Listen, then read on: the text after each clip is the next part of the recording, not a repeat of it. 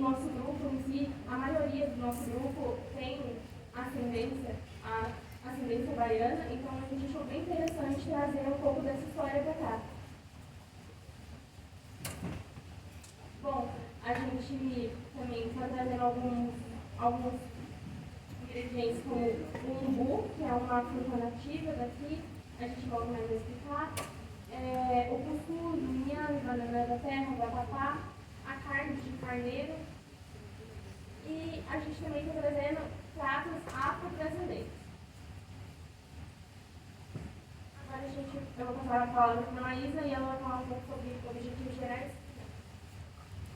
O nosso trabalho tem como objetivo geral analisar o estado da alimentação no Brasil sob influência dos africanos escravizados e como objetivos específicos analisar povos africanos que vieram ao Brasil tal como gastronomia e cultura, descrever a influência africana na gastronomia brasileira como pratos e ingredientes e analisar locais no Brasil onde existe mais influência africana. Aí a metodologia do nosso trabalho, a gente fez uma pesquisa bibliográfica, a gente utilizou esses 3 livros para a coleta de dados, que é a Origens Africanas do Planeta Contemporâneo, a História da Alimentação no Brasil, do Câmara Caseiro, e a Namíbia e o Lisboa. Bom, por volta de 1500, os africanos chegaram aqui, escravizados, obrigados a chegar aqui. Então, quando eles vieram para cá, eles não trouxeram bagagens, óbvio, e nem nenhum ingrediente, mas eles trouxeram consigo a cultura. No caso, logo no começo, quando eles começaram a ser escravizados, mulheres africanas foram para as cozinhas, então elas acabavam de uma forma, no modo de preparo, deixando a sua cultura. No caso, como guisados, ensopados, mesmo com ingredientes aqui do Brasil ou ingredientes portugueses, eles acabavam trazendo a cultura para os pratos. No caso, os povos que vieram para cá, os principais povos foram os sudaneses e os bambus, que hoje em dia seriam os povos da Nigéria, da Omé, Costa do Marfim, Moçambique, Congo e Angola. Eles, quando eles chegaram, eles vieram principalmente para o Rio de Janeiro, Pernambuco e também para Minas Gerais, por conta da Estação de Ouro e também Plantio. Tá. Bom, com isso a gente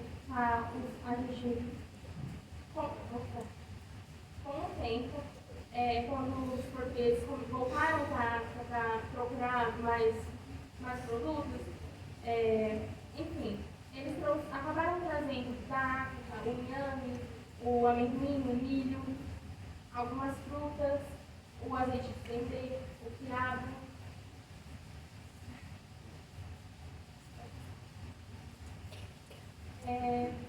Bom, e como eu acho que eu acabei pulando, mas eu já tinha dito antes, que a maior parte da influência dos africanos foi nos guisados e também nos ensopados.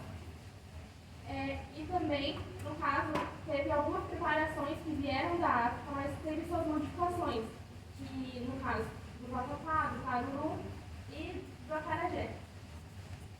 Então, esses pratos, eles têm, querendo ou não, a matriz, a raiz africana, mas com o tempo eles foram modificados por alguns ingredientes, a ser adicionados alguns ingredientes do Brasil. Como eu tinha dito antes, a gente fez uma pesquisa sobre os locais com mais influência, no caso a Bahia, que não só na gastronomia ela influencia, mas também na religião, na cultura, música, artesanato também. O Maranhão, que também traz a herança na questão de festividades. O Pernambuco, que também tem bastante influência na religião e nas festividades. Enfim, essa parte aqui ficou em branco, mas é fácil. Nós vamos falar do nosso prato. A gente, no caso, vai falar alguns ingredientes que vão ter no nosso prato, que tem um significado, e é isso. Eu vou falar um pouco sobre os guisados. Eles foram trazidos pelos colonizadores portugueses e, com o tempo, eles foram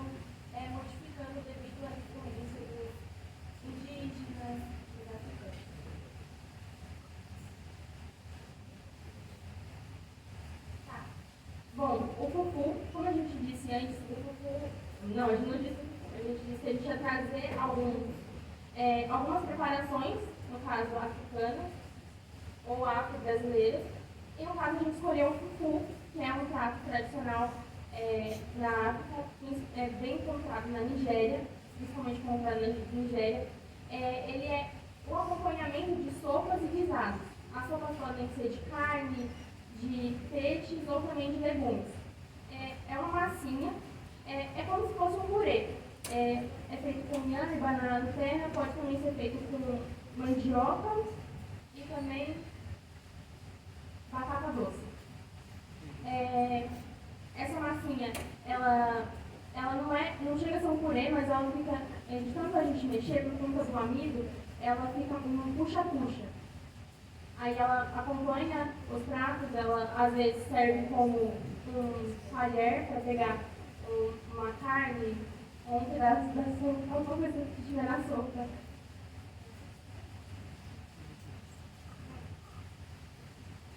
Agora falando um pouco sobre o vatapá, ele é um prato típico dos africanos. Só que quando eles chegaram aqui no Brasil na época da escravidão, eles adaptaram esse prato com os ingredientes que eles tinham aqui. Então ficou esse intercâmbio cultural, combinando técnicas africanas com ingredientes nativos e locais.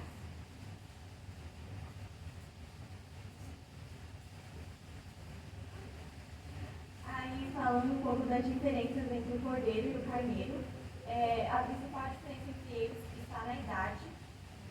O cordeiro, ele é um filhote, geralmente eles têm até 1 ano de idade, e a carne do cordeiro geralmente é mais macia, mais suculenta. O carneiro, ele já é mais velho, geralmente ele tem mais de 1 ano de idade, e a carne dele já é mais robusta e mais rígida. Bom, no caso, a gente escolheu a carne de carneiro, por conta que a gente meio que, assim, no Nordeste tem a questão de respeitar o tempo do animal, em locais mais distantes, no sertão do Nordeste. Então, por isso, a gente decidiu que iria escolher o animal mais velho, mesmo que a carne dele fosse mais robusta, para continuar com essa tradição. Aqui a gente também vai falar sobre o umbu e o vinagre do umbu. O umbu é uma fruta que ela nasce em locais áridos,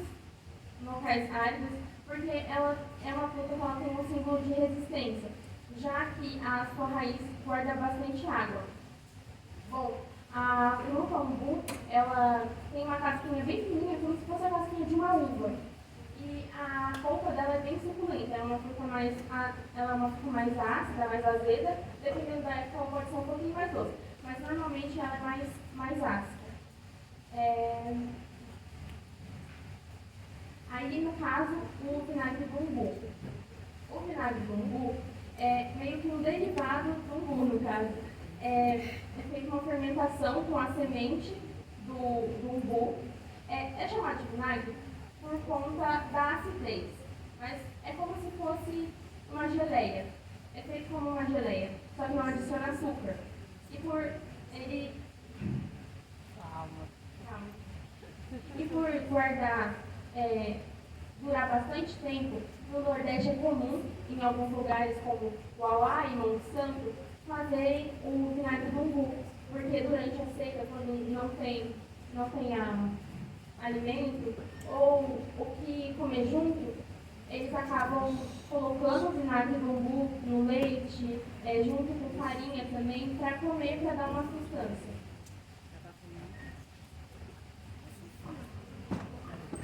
Aí a gente trouxe 2 cuscuz para a gente falar das diferenças, que é o cuscuz brasileiro, do Nordeste, e o cuscuz africano.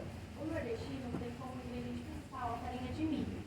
Já o cuscuz africano tem como ingrediente principal a sêmola de trigo, pode ser usado também no polvilho.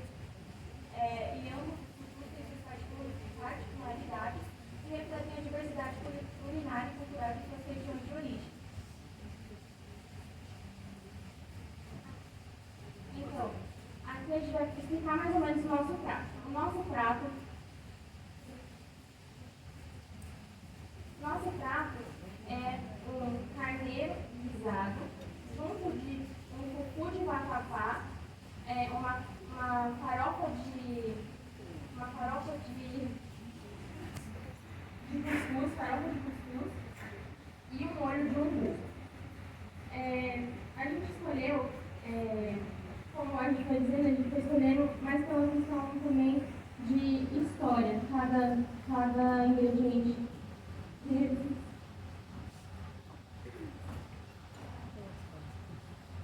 Falando um pouco sobre os testes, o nosso primeiro teste, o cucu ele não tinha chegado na consistência que nós desejávamos, que era consistente, mais fresco, e o vatapá também estava com um sabor muito fraco. E a gente faz essa desculpa porque o slide está errado, a gente não usou cordeiro, nós utilizamos carne. O carneiro ele não estava tão macio quando nós esperávamos. Inclusive, no primeiro teste, nós tínhamos utilizado um pedaço de paleta do carneiro, só que não tinha ficado tão macio. A gente também tinha achado esse pedaço de carne muito fibroso. E a farofa estava saborosa e o molho de umbu estava um pouquinho mais doce do que eu desejava. Já no segundo teste, nós adicionamos a banana da terra, junto com o inhame e o cucu, e a gente conseguiu chegar na consistência, como vocês conseguem ver ali na segunda foto, e o sabor também estava ótimo. Aí o carneiro a gente trocou pro pernil, esse pedaço de pernil, do carneiro, e a gente conseguiu deixar ele mais macio. E a farofa também a gente não mudou nada, porque esse primeiro teste já estava saborosa. E o molho de umbu a gente tinha adicionado no segundo teste vinagre de umbu para a mais que eu tinha começado. Bom, a gente eu acabei esquecendo de avisar. A proposta do nosso prato é que ela seja comida sem talheres. Por isso a gente fez essa lavanda com alecrim, para que vocês possam higienizar a mão de vocês. Que vocês peguem o cucu, depois a carne e assim por diante. A gente decidiu que seria comido com as mãos, sem talheres, por conta de tradições. Na África, é bem comum que as pessoas comam com as mãos, com um significado de união, não só para não desperdiçar a comida, mas sim também de união, porque eles conquistaram aquela comida juntos, então eles estão comendo juntos. E também tem muito isso na Bahia. No Nordeste, muitas vezes quando você chega na casa de alguém, eles estão comendo com as mãos, sem usar os talheres. É isso.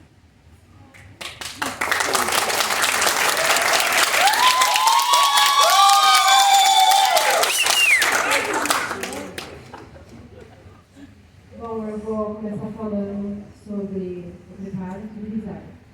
O guisado, a gente usou a técnica da selagem, então nós selamos, a gente usou o pernil de carneiro, selamos e na panela de pressão a gente colocou um pouquinho de azeite, colocou cebola, tomate, a gente usou o caldo da marinada do carneiro e colocamos a carne na panela, realçamos o sabor com sal, pimenta e alguns temperos e deixamos cozinhar por 30 minutos.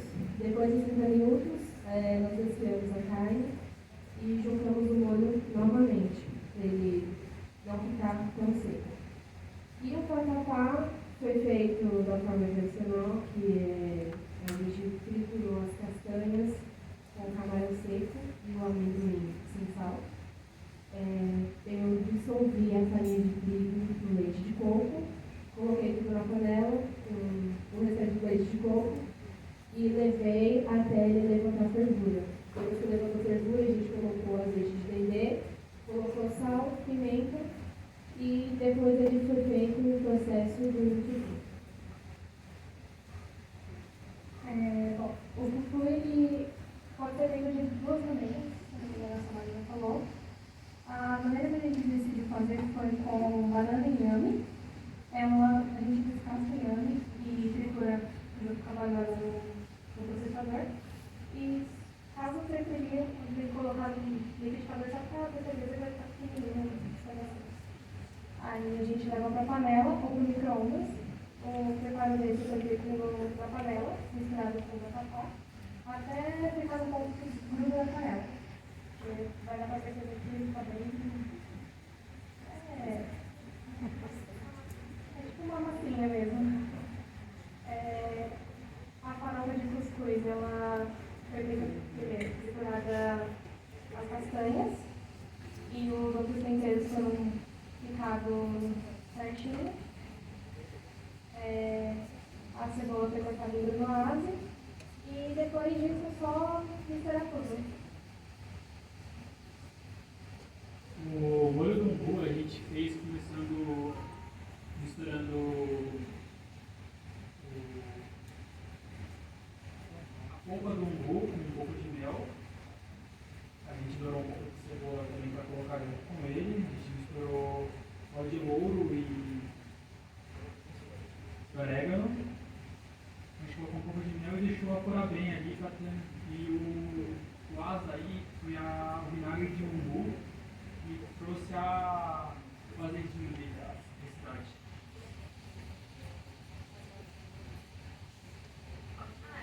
Desculpa, é que antes eu era meio esquecendo, mas no caso, a gente decidiu que a gente não ia usar a mandioca, porque a gente, nas nossas pesquisas, nas nossas leituras, o inhame, logo quando os africanos chegaram aqui, o inhame era o alimento que eles tinham mais segurança de comer.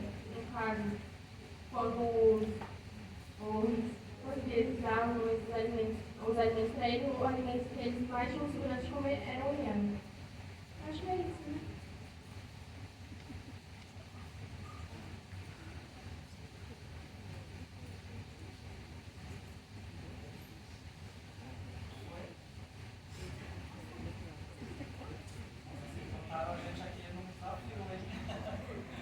Calma aí, vai dar tudo certo. Bom, as considerações finais. Bom, como eu disse, a gente procurou pesquisar sobre os povos que vieram para cá e suas influências e também buscar um pouco das nossas origens, por grande parte das origens baianas. E aí a gente decidiu que a gente entendeu a verdadeira... Enfim. Deu tudo certo. Nós pesquisamos os povos, os ingredientes, a cultura que eles trouxeram para cá, para que assim nós conseguíssemos entender como eles influenciaram na nossa gastronomia. Aí aqui tem algumas das nossas referências e obrigada pela atenção.